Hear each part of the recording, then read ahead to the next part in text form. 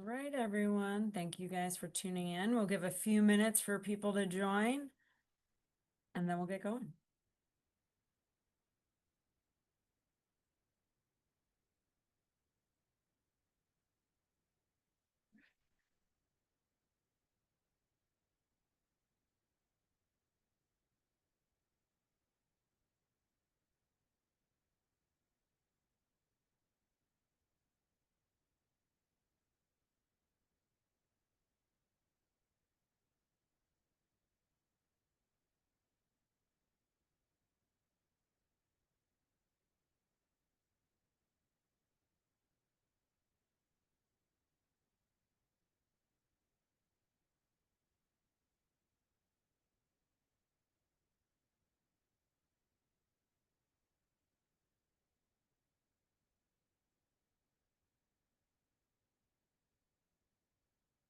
We'll give it one more minute. Looks like we still have people joining.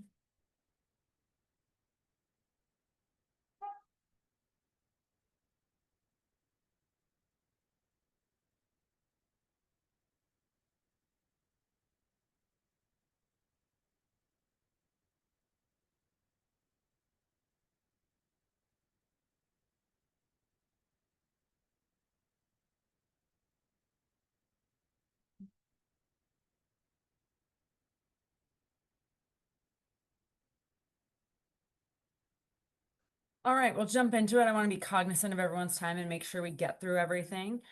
First of all, thank you for joining. I can't believe it's October and we're doing an update on the current federal and just landscape in general. It's been a hell of a year and there's more to come. So this is exciting time.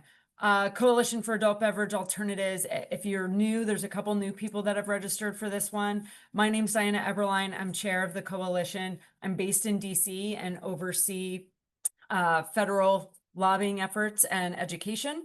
I travel to different states and support different states as they're trying to learn about the category and implement sensible regulation.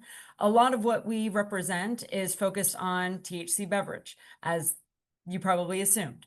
Our biggest and most imminent threat is the appropriations FY26 bill, which, as you guys probably know, we are currently in a government shutdown. So there is a lot of activity happening on the Hill and a lot of bickering over things that are not hemp related, that are holding up funding the government.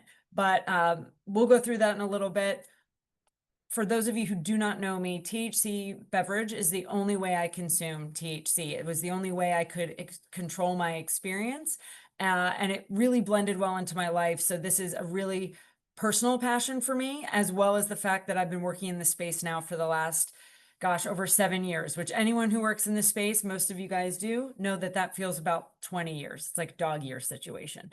But what we advocate for is sensible regulation of the category and really treating THC beverage very similar to other adult beverages in terms of where we want to see these products sold and served. Today, we're going to go over a lot of things. We are going to touch on NACS, the National Association of Convenience Store and National Beer Wholesaler Association's annual events, and just the amount of attention that THC beverage was getting. We will also talk about trends and what we're hearing from some of our partners, and then we'll dive into regulatory. There is a lot going on at the state level. Obviously, you guys are probably watching Ohio. It's all over LinkedIn. And the federal update, which has a lot of different bits of feedback are being heard. However, there are action items and things that our coalition is working on, as well as the rest of hemp and our alcohol partners, and they are becoming more vocal, and that is really crucial to this continued growth and keeping the intoxicating hemp industry alive. For those of you that are new to this is one of my favorite graphs, because what this graph shows is that daily cannabis consumption has surpassed daily alcohol consumption. And the reason that I believe that is so important to start off with is the fact that with our focus primarily, the coalition, is regulatory. And the reason this is important is because the consumer has already normalized cannabis consumption. To have numbers and have daily consumption of cannabis surpass alcohol in 2022, and this is a study that's been tracked for decades by Carnegie Mellon University, this shows that the regulatory landscape is catching up. And we need to also catch up and get sensible regulation in place so we can make sure safe product is accessible and affordable to the adult consumer. So let's talk about some key things that we're hearing and what we're seeing out there. Over the last month, there's been a lot of announcements and exciting things happening in this space. Target entered the market with a pilot in Minnesota. Applebee's is selling THC beverages at their bar in Texas and probably some other markets. VFW, Veterans of Foreign Wars, partnered with Torch Beverages to sell THC or hemp-derived THC beverages in 27 markets at their locations. Circle K has come out in support of the THC beverage category. They had launched a pilot in a couple markets like Georgia and Florida, and now they're looking to expand beyond that because they see the opportunity that THC beverages hold. Live Nation has also entered this space. Now you can go to festivals and see can or nowadays being sold alongside your favorite adult beverages in the same beer garden or adult beverage section. These are all huge mainstream shifts that are heavily influencing not only our market and how the suppliers are operating within the space, but also how we're being perceived from a regulatory and legislative perspective. We have a lot of partners now that are getting behind us that are family names. I don't know anyone who has never heard of Applebee's or Target or Circle K or VFW or Live Nation. Pretty much home, this is what you hear all the time. So this is what normalization feels like. We also saw Allen Iverson enter the market behind a THC beverage brand. When you have athletes and really notable talent who've been entering, like Seth Rogen, also brings a lot of normalization. But particularly with athletes, it's interesting because for a very long time, they couldn't consume, and their their leagues would not allow sponsorship or involvement. And we're starting to see those policies change in terms of cannabis consumption. So there's lots of shifts happening, all of which we can leverage for ourselves. Talking about trends and predictions, we've talked about this before, but for those that are new, right now, Whitney Economics has the hemp-derived THC beverage space at about 800 million for 2025. Right now, total THC beverage, including the dispensary channels, at 1.1 billion. And it's projected to be at $5 billion in the next 10 years. These are numbers that are extremely achievable based on the rate of growth that we're seeing. Our retailers are saying that they are seeing 20% growth month over month. A couple of our retailers are saying that RTD, from their total RTD category, which sometimes has upwards of 1,700 SKUs, THC beverage is making up between 30 and 40% of those sales, but they only have about 100 SKUs out of that 1,700. That's a wild number to think that 100 SKUs could be making up 34% of the sales, or between 30 and 40% of the sales, when there's another 1,600 options out there. One key thing that's come up a lot over the last couple of weeks, particularly as we are at events with our alcohol partners and retailers that also sell alcohol, is the point that THC beverages, this is not an either or with alcohol. This is an and. This is another adult beverage option. This is not THC and alcohol have very different experiences and impacts on the body, and experiences always dictated the beverage for the adult consumer. I've always talked about the fact that I still love my wine, and when I'm out with my girlfriends, we split a bottle. But if I'm staying home on the couch on a Tuesday, THC beverages are my go-to. I actually consume more adult beverages per week now than I did before because I have the option of a THC beverage. Sometimes when I'm out, I have that option too when I'm socializing. But when I'm at home, I'm not likely to open a bottle of wine. I am likely to have a THC beverage to wind down at the end of the day. On-premise and hospitality. This is a huge industry that is growing rapidly. I'm seeing on LinkedIn festival after festival, including THC beverages. And we're hearing amazing numbers in terms of the sales. I have heard that some of these THC beverage brands are outselling well-known alcohol brands that are the ones that sponsor the big suites and the big parties for VIP experiences. And that's amazing to hear that we are playing at the same level, and we're not having adverse effects or horror stories about these two products coexisting, that's amazing feat. And it goes to show that there is opportunity for these two categories to exist on premise at bars and restaurants, but also at large events with thousands of consumers in one spot. We're also hearing a lot about GLP-1, so the Ozempic trend impacting beer. People who traditionally would have 6 to 8 beers are now only drinking 2 beers. Beer and wine are two of the categories that seem to be taking some market share, or some market share is going over to THC beverage. But for beer, for a lot of the people on GLP-1s, they get full quicker. They don't crave their more food or other beverages as much, so they're cutting back on what they're consuming.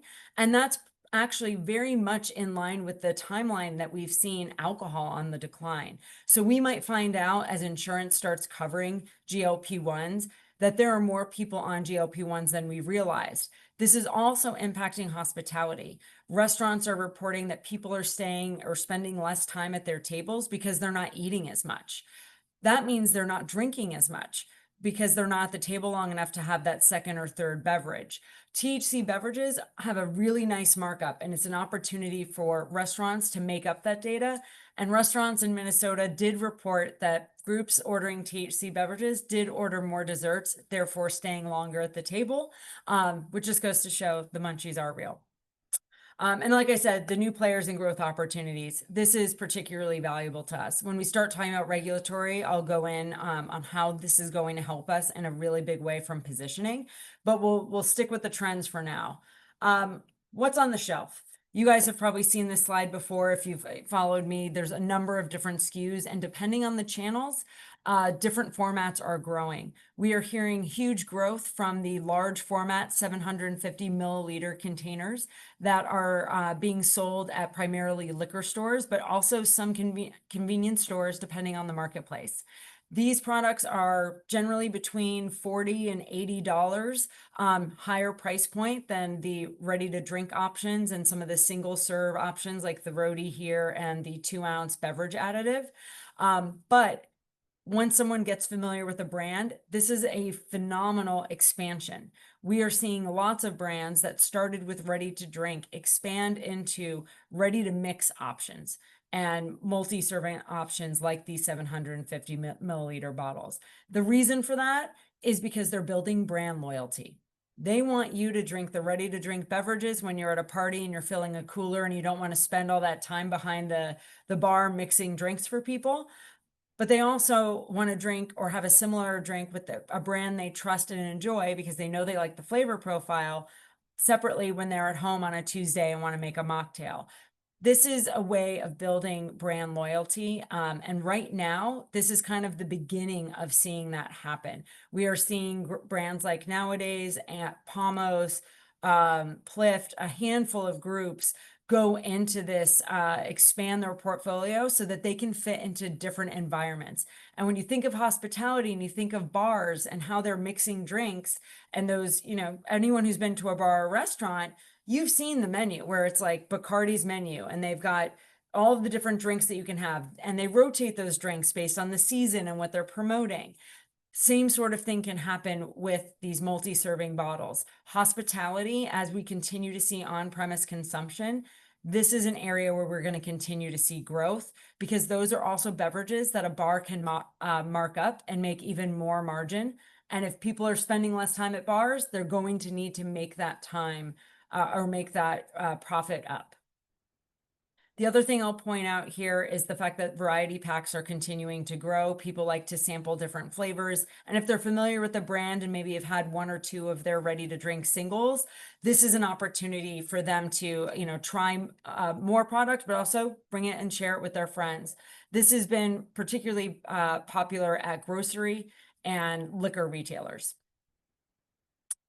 Event recap. So there was a lot going on last week. NBWA, National Beer Wholesalers Association, went back to back pretty much with the National Association of Convenience Stores in terms of their activations. So a lot of people went from Vegas over to Chicago to make sure that they hit both. What we heard last year, but was even more prevalent this year, and brands were able to activate and had booth space at NBWA, is that they're not just selling beer anymore. These wholesalers are now moving total beverage. They're moving non-alc, they're moving THC beverages, and we've already heard that over 50% of beer wholesalers, particularly the independents in Miller Coors and AB InBev, are carrying these products right now. NBWA might be a little bit bifurcated in terms of where they stand on this category, but the wholesalers are moving these products, and we are seeing exponential growth in a number of markets, particularly in the Southeast, where the regulations are either being developed or still under Farm Bill compliant marketplaces. It was great to also see so many THC beverages exhibiting. At the NAC show, that was not really an option aside from a handful of brands that already had a parent company that had a booth. Next year, I would expect NACS to expand and create an opportunity for these THC beverages to exhibit and be part of the mainstream show. Even during the general session, I mean, every beverage session, THC beverage pretty much came up. But even during the general session, the CEO of NACS basically said THC beverages are about to blow up and they need to be in C-stores. So to give you an overview of what happened at NACS, I spent my entire week in Chicago representing the THC beverage category. I presented a number of times to different components of the NACS community, the C-store community there. One of our presentations, which is the picture here on the bottom right, was with Rebecca Stevenson of Circle K. Circle K has entered this market in a handful of states, and they are expanding. And this was really the first time that I think they've publicly spoken about the category. And I was so impressed with how honest they were about their experience. The fact that it is a learning experience and that, they made some mistakes when they came out of the gate. And then they were sharing opportunities and ways to collaborate with other retailers in the room. Our presentation was at 8 a.m. and yet that room was pretty much full, and there were a lot of retailers there. I would say between 70 and 75% of the room was retailers, half of which were already selling THC beverages. And with convenience, there's a lot of independent retailers, so it can be hard to tell how many people are selling these products, but it was definitely a wide arrangement of people from different markets all across the US, including some groups that now, because of regulation, are not able to sell these products. As a result, they are now becoming more active at the state and federal level to make sure that regulation doesn't pick winners or losers at retail. C-stores, for those of you, the suppliers on this call that have not done the data and research on C-stores, C-stores are the leading channel for ready-to-drink beverages, for beer. What they sell well. So you want to be in these retail locations. Circle K in particular generally has a more, what is the word I'm looking for? Affluent consumer base than some other C stores do. So this might be a better fit for them in certain markets than other C stores. But the reality is this channel moves quickly. If the product does not sell, it will be taken off the shelves. They need a partner to work on this. We'll get into the nitty-gritty detail of what our presentation really shared with the audience, because I want the retailers and the suppliers to hear some of the best practices that were promoted. But the other thing I want to talk about is about us getting involved. What I saw at NACS, because I got to participate in a supplier board meeting, which had everyone from the Hershey Company to Diageo in the room, and PepsiCo and Pabst, suppliers are engaged, and they're engaged to support their retail partners. They are pulling data, they are working on regulatory issues, and they are extremely collaborative. That's what we need to bring to this space as well. So get involved. I actually signed up for NACSPAC because I really wanted to be involved in their lobby day on the Hill. And I have the goal of creating a THC beverage group that takes very key strategic meetings together to advocate for the THC beverage category in particular. So that would be really exciting. That's my, on my bingo card, if you will, for 2026. True Age and Thriver. This was, we did an Ask Me Anything session at the True Age booth. True Age is Nax's technology for age verification with a privacy first mentality, meaning that your identity is protected. This technology is also used by TSA in the DC and Virginia airports and a handful of others. You know, when they take your picture and then they're like, okay, you can go. That's the True Age technology. They also have Thriver, which is a platform that promotes the categories and the brands that are available in that retailer so that the consumer knows that those products are available at that location. And one of the things we talked about in our presentations was the fact that you do have to market that the THC beverages are available in these stores because we're still normalizing this category. These products don't move nearly as fast as energy drinks or Diet Coke or RTDs because people are still learning. And you have a very short shopping experience in a convenience store in comparison to a liquor store or a grocery store. You've got about 30 seconds to make an impact. So got to make sure that they're aware of what the product is, and you got to provide some education material. But in the future, THC Beverage will be a big part of NAC. So continue to follow that group. I'll continue to share updates about what they're doing and how they're getting involved. But it was a very exciting week, and THC Beverage had a very nice showing as well. So in terms of key takeaways for THC Beverage, I'm calling this Inside Baseball because the whole presentation itself is available for purchase on NACS, but I did want to share a couple of the key messages that we delivered. One is we have to eliminate the term gas station weed. Gas station weed implies that quality has been sacrificed for convenience. That is not the case. Products being sold at these locations should be tested and verified, and hopefully with states having regulation, having enforcement on top of that regulation. We need to do better at making sure that that phrase is eliminated from our vernacular, because this is a channel that we want particularly THC beverages to be available in. Retailers want partners. Inconvenience, like I said, the shopping experience is different. Brands cannot just drop their product off on the shelves and call it a day. They need to be an education partner. They need to be investing in the marketplace. They need to focus on education, and they need to be on top of regulatory. You need, as a supplier, you need to help your retailers pivot. If you've worked in THC beverage as long as I have, or in the cannabis market in general, you're prepared to pivot. We're constantly pivoting. That's not necessarily the case for a lot of retailers. This category is operating very differently than others that they've experienced. So as a result, we need to make sure that we help them through this because it is difficult. We know this.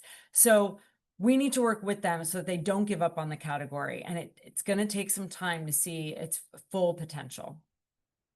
The other thing that we definitely harped on quite a bit was how you work with your strategic partners. So suppliers with the retailers, don't just send generic e-blasts. Really take the time to understand their market, send really poignant emails with direct calls to actions, and work as a partner to them. Your wholesaler dropping off that product is not enough. You definitely need to be in constant communication, and your contract is between the brand and the retailer, not necessarily just the brand and the wholesaler. What retailers want to see. So I touched on this a little bit already, but one thing I do want to point out specifically, on top of the fact that you need to be investing in that market so that the consumer knows the product is available in these retail locations, is the fact that you want to stay in good favor with the regulators in that market and strategic partners. I spend a lot of my time educating wholesalers and regulators and legislators on this category. What wholesalers and retailers are telling me, and this is not specific to any one retailer or wholesaler, if there is a lawsuit in a market, oftentimes the brand that's filed that lawsuit has kind of put a target on their back a little bit. And look, I know that it is hard, and the regulations in some of these markets made it very difficult for brands to execute and scale. I understand the frustration. But what I don't want to see happen to brands is where they put themselves in a situation where wholesalers and retailers aren't don't want to carry products because they've stuck their neck out and filed a lawsuit to improve upon the regulations. Oftentimes those lawsuits aren't effective. So we have to decide if it's going to be worth it. Now, when an alcohol partner or a retailer or a wholesaler speaks up and leads that charge, that's very different than when someone from the hemp community who's new to that legislative branch and those legislators in that market come to the table. So there are ways to go about it where we can be more strategic and more thoughtful about our approach. But I don't want to see brands be very aggressive in a marketplace and then struggle to get placement with wholesalers and retailers. When there's gray area, these wholesalers and retailers are kind of sticking their neck out to help this category grow. And we want them to do that. But they won't do it if they feel like there's a target and a regulator is going to be nitpicking to pull product off shelf because someone has, sued them and made them look bad in front of their boss. The other thing, do not talk down about alcohol. Alcohol is still a huge part of their business.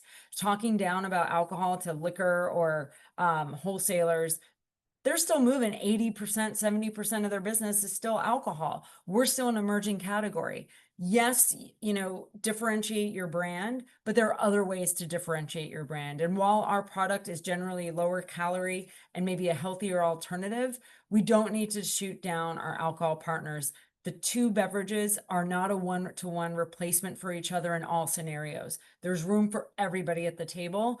And these partners don't want to see alcohol taking shots because it's still a majority of their ready to drink, adult beverage business.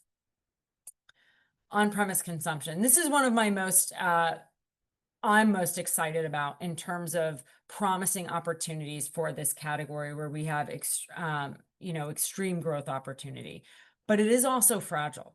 I've had a number of conversations with coalitions and associations that focus on food service, on-premise consumption.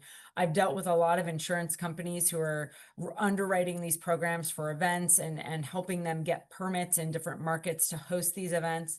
But we've also seen in some markets beverages getting pulled from bars and restaurants because they're serving high dosage product and consumers are either falling asleep or getting hit with a really high, potency and having anxiety and therefore kind of clamming up in the corner.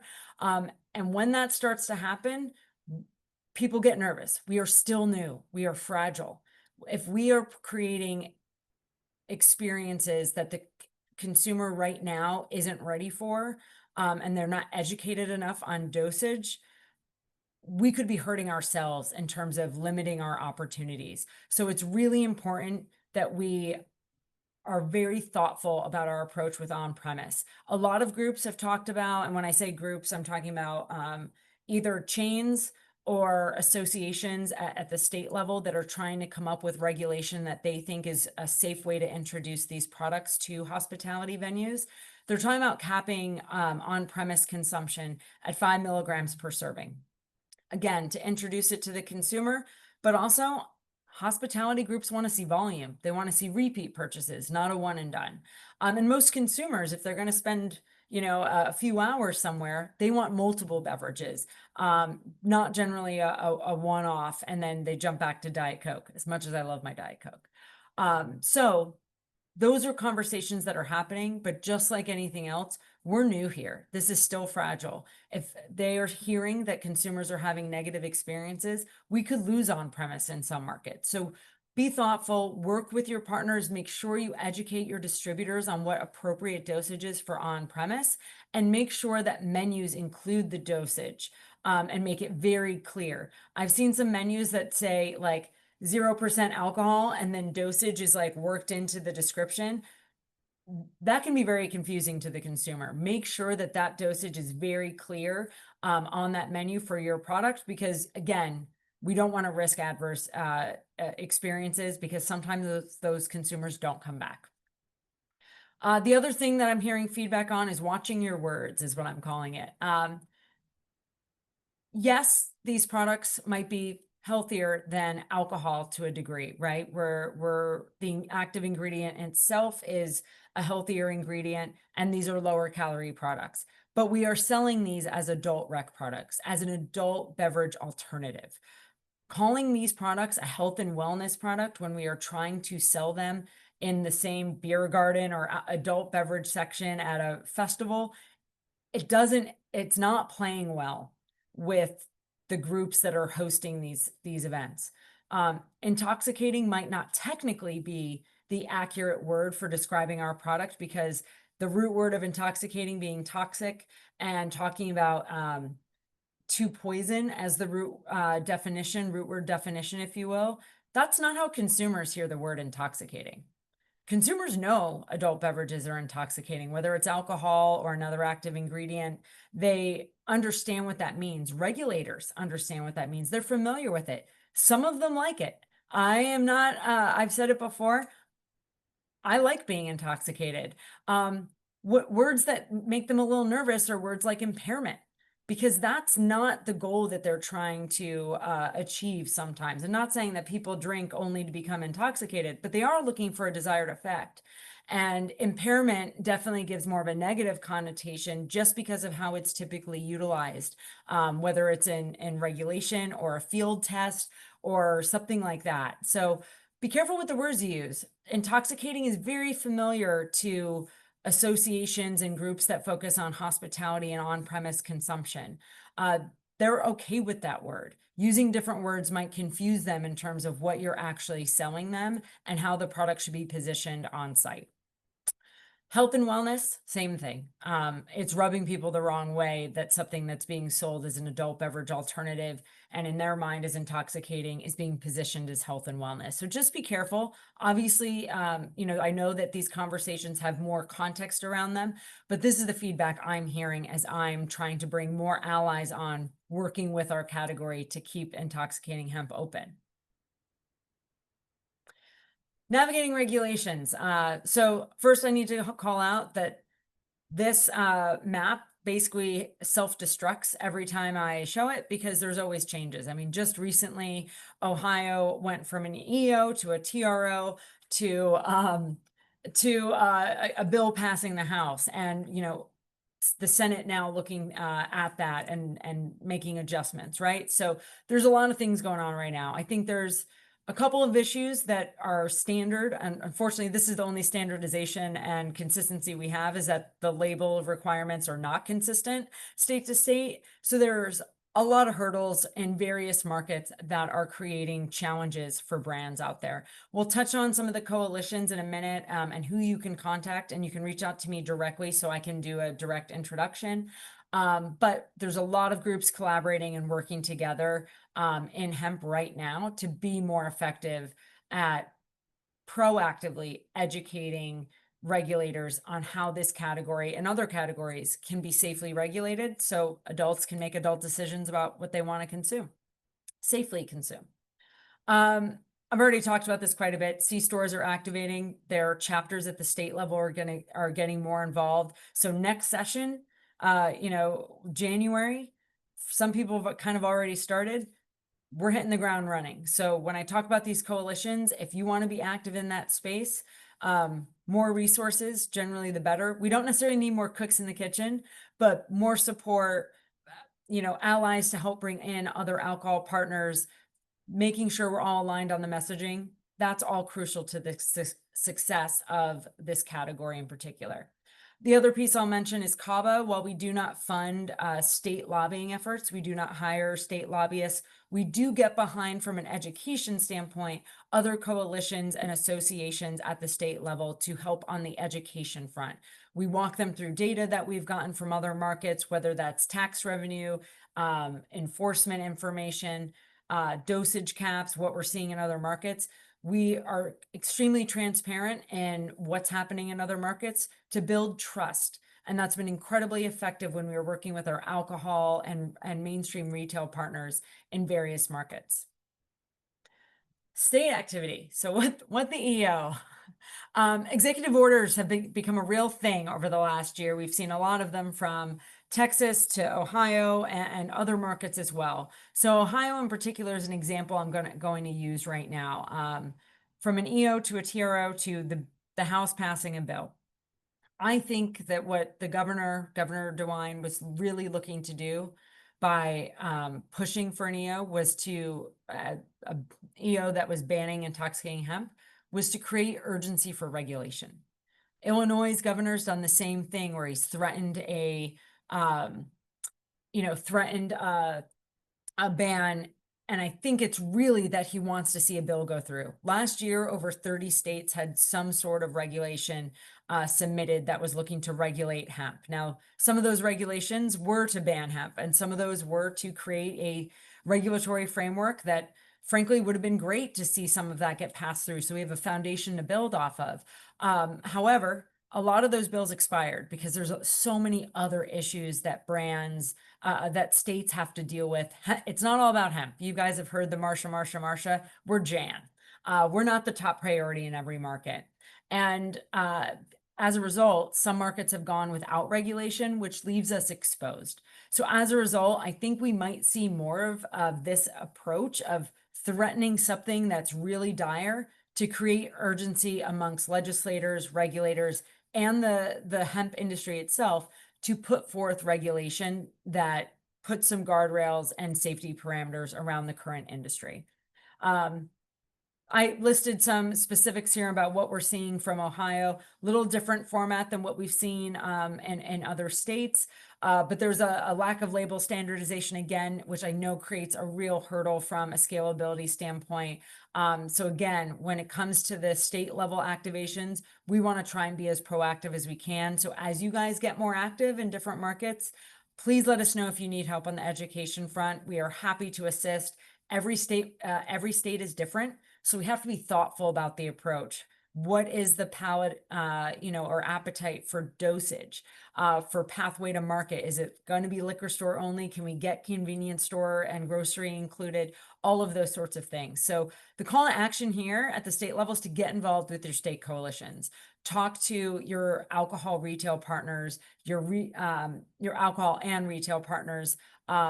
They are going to help us push this over the line. So get them involved, work with them, collaborate. Just like how I said earlier, collaboration is the key to working with C-stores. Same thing when it comes to the regulatory push at the state level, as well as the federal level. State coalitions, in the past, I've gone kind of state by state, giving a brief overview. Because we have some other things I want to focus on, I wanted to just highlight here, screenshot this or email me if you want to be introduced to any of these coalitions that we've gotten behind. Ohio, Minnesota, Florida, Rhode Island, Colorado. Colorado is making some real headway very quickly, and we could see them become another case study for low-dose THC beverage in particular. Obviously, we have a lot of work to do in Florida. FDAX has been a headache for so many people there. The newest association that I'm aware of is the Rhode Island Hemp Beverage Association that Craft Collective is leading.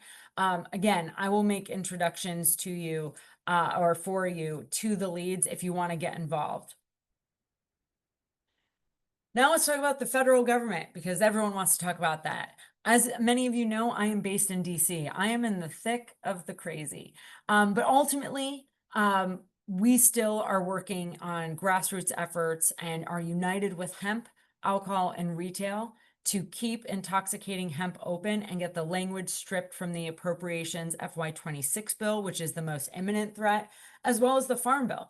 The Farm Bill is a beast of a bill, not likely to get passed or pushed through. And as you guys know, we're in a government shutdown. The only way to get out of a government shutdown is to find a way to fund the government, whether that is through a CR that pushes through or is an extension of last year's budget bill, or CR combined with a minibus, which we've heard whispers around a minibus that would include the ag approps bill being pushed across. There's been a lot of whispers. What we need to remember is to keep the momentum going. And I'll get into specifics in a second. But I do want to let you know one of the latest things that we collaborated with WSWA and a number of our alcohol and retail partners. WSWA put together a congressional letter. The goal was to show that mainstream industries from retail to alcohol want intoxicating hemp to stay and want that language stripped from the appropriations bill as well as the Farm Bill. We had over 70 signatures. There were over 20 state and regional associations on there, 2 national associations, and top wholesalers that have not entered the market yet that have gotten involved and showed support. Multiple teams are distributing this letter on the Hill, and it is making a difference. It is changing the perception because hemp and cannabis is new on the Hill to a degree. We don't have the history alcohol does. We do not have the history that the convenience stores or the liquor stores or the alcohol wholesalers have. This is an opportunity to show that we are working with them and that they are in support of what we are doing. What we're hearing is the government shutdown. If you're watching the news, you know, it's pretty divisive right now out there. There's a lot of fighting. It doesn't look like an amicable agreement is coming anytime soon. We had heard November 1st through the 21st initially, but we're still hearing that there's a lot of things to be worked through, including agapropes that has, at last we heard this week, 8 open issues, including hemp. But hemp is something that's being discussed. It is, we have brought awareness to this so that they don't push something across that completely eliminates the intoxicating hemp industry. Keeping the momentum is important. There's been a lot of whispers and a lot of urgent call to actions about getting involved and being heard.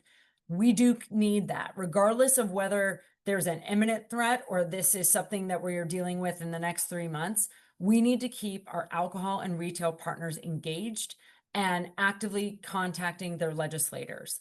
Grassroots efforts is, you know, anyone on this call can reach out to their legislator. They can draft a letter. They can use personal relationships to influence and ask for the ban language to be removed from appropriations FY26. We're also encouraging our alcohol retail partners to participate. If alcohol and other retail partners draft their own letters, there's the opportunity for other groups to also sign on and help make that letter even more impactful. Doesn't mean you can't send your own letter, and you know, as an independent group, you can absolutely do that. But oftentimes showing that you are collaborating and working with other groups, you have a little bit more impact. And CABA, as well as a number of our alcohol and retail partners on the Hill, is willing to help distribute your letter.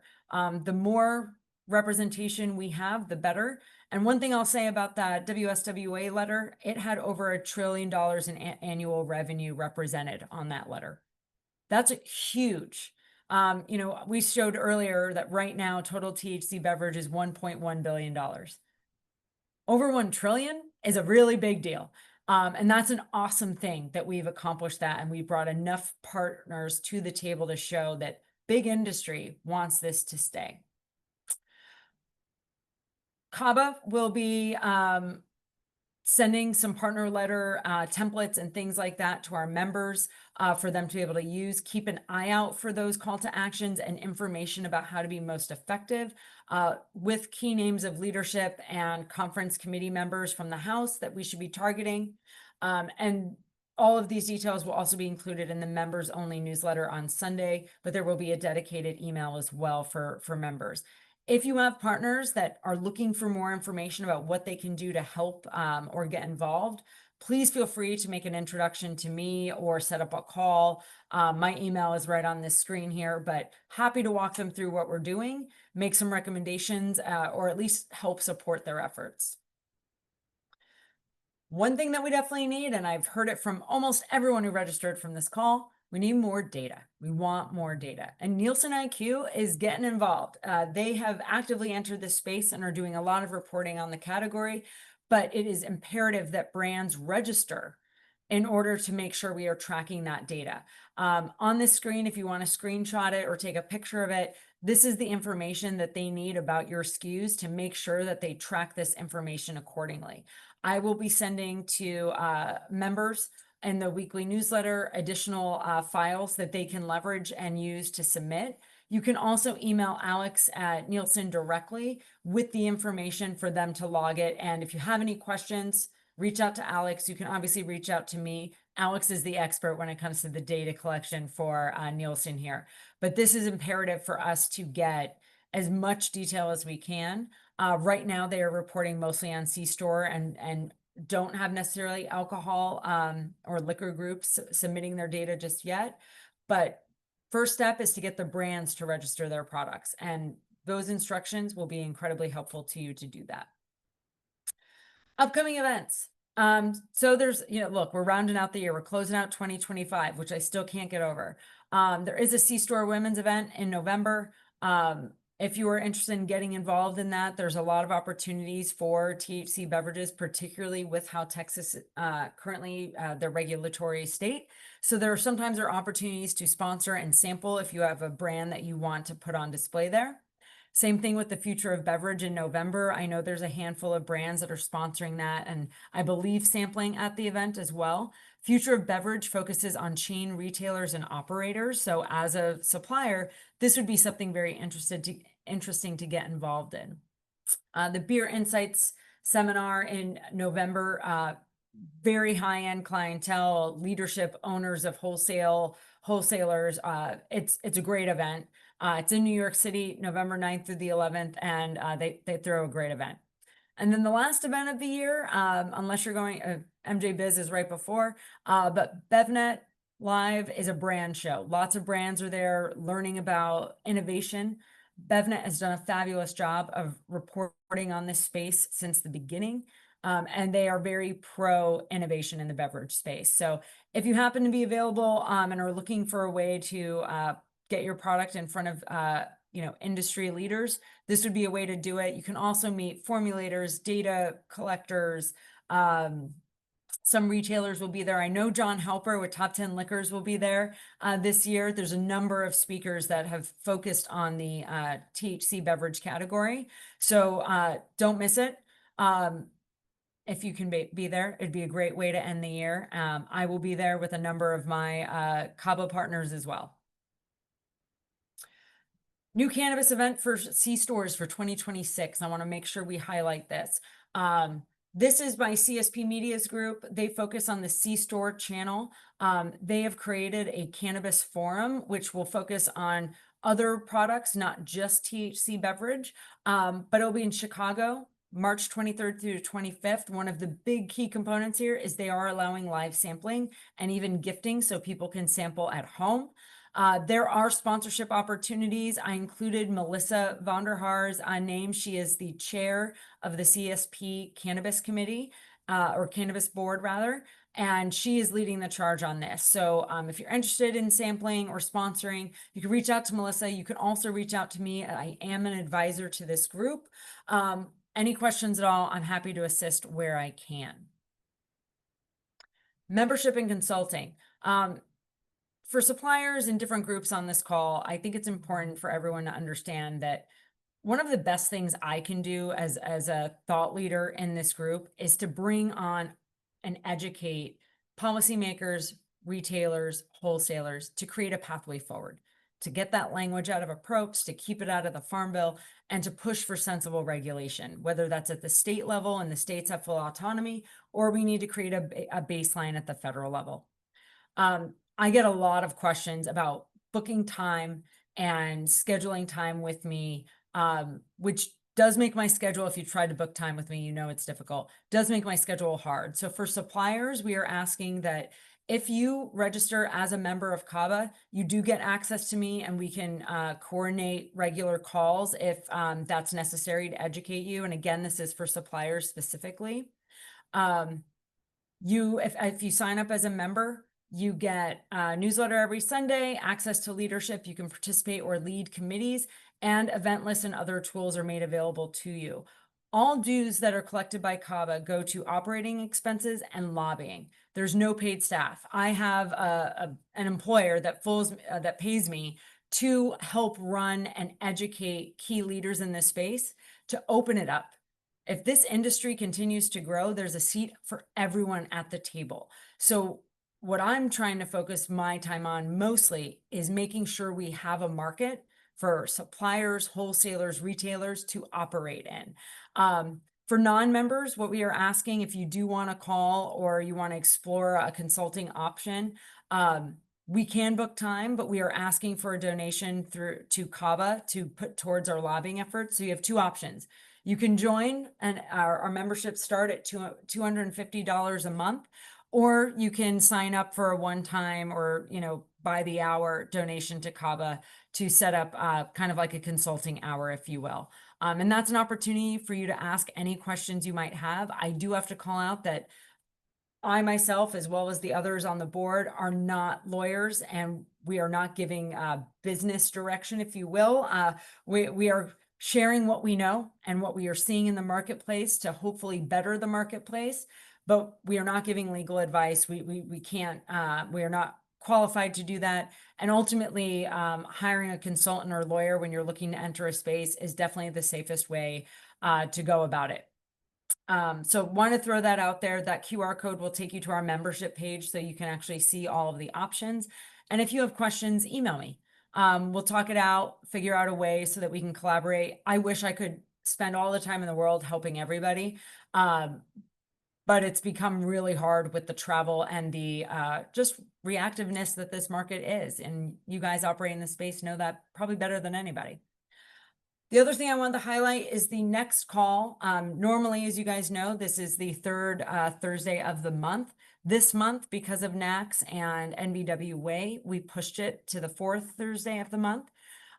Next week, or next month rather, November, we're moving up the time, specifically because of a regulatory meeting that I need to be in. So move the invite on your calendar if you've already registered for this webinar. Unfortunately, I can't move it for you through Zoom. If you haven't registered yet, same link will take you to that registration page that you used for this one to register for the next one. Education and training. On-premise and serving recommendations. This is a group that's put together a program that is very similar to the Cicerone project for beer and educating on-premise and hospitality staff. This is something that they offer a 15-minute, I believe, free course, kind of a quick trial, if you will. And then the full course has some opportunities for you as well to train your staff. There's a few groups, including, and I apologize, I am forgetting the liquor, the wholesaler that had their entire group take this, but the purpose of it was to make sure that the wholesalers knew what they were selling into their liquor and C-store partners. So this is something that you can try out while other groups and states are implementing their certification programs and sometimes building them. And this is my email. So if you need to contact me, please feel free to reach out directly. I'm going to take a look here at the Q&A and see if there are any questions here. There are no questions. That's never happened on one of these before. Feel free to go to the Q&A and submit any questions now. Any questions I don't get to, even though it looks like we've got like 7 minutes left here, I am happy to answer. If you have questions about this presentation that you'd prefer to ask in private, feel free to email me. I'm happy to respond to those privately as well. And then I guess last but not least, there's a number of events I'll probably see you at. So if I don't see you at some of these C-store events in November, please feel free to register for our upcoming calls next month. And hopefully we have some new members and consulting hours booked so that I can help continue move this industry forward. Again, the consulting hours are for suppliers, retailers, wholesalers, partners that we are looking to work with CABA and other regulatory groups. We are still open to do that sort of education and consulting because you are the pathway forward for us to continue moving this market. So suppliers, if you are looking for consulting or additional insights into the marketplace, please explore either the membership options or the consulting options as well. All right, it does not look like, oh, we might have a couple more questions. Okay, at the start of this presentation, I mentioned a maximum recommended on-premise dosage. We don't have an official stance on the official maximum recommended on-premise dosage. I will say what I've heard a number of regulators, hospitality groups recommend is a 5 milligram per serving cap to encourage volume purchases, but also so that people can have a controlled experience and start with low dose products. So I would say what we're hearing, and there seems to be a lot of appetite for this, is a cap for on-premise consumption at 5 milligrams per serving. That isn't necessarily the regulatory, not necessarily the rules in any state. It's just something that we are seeing kind of emerge as a best practice by some of the leading on-premise groups. Where do we go to make sure we can register for the next call? What I'll do is everyone on this call is going to get a recording of this as well as the deck. I'll put the link to that you used to register for this one in there as well. It's the same link as the last Zoom that you used. So I will just include it in that email so everyone has access to it. And with that, I will let everyone go, but thank you so much for attending. If you guys have any questions, obviously feel free to email me, and have a great day. Thanks so much.